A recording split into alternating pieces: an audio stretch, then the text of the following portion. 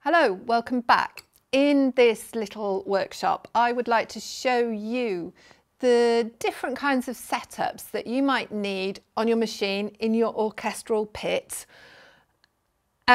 depending on the type of thread that you've got. And if I've got a cross-wound thread like this one, it can stand up here, or if it's a smaller spool, I tend to buy really big spools because I get through a lot of thread. But if it's a smaller spool, it can stand here and the thread can wind off the top of the reel beautifully. But let's say you have a machine and it's got a side-facing spool holder, then you would come across this way and the thread would come off your machine like this. This glass and thread are going to again work better the further they are away from that back corner of the sewing machine.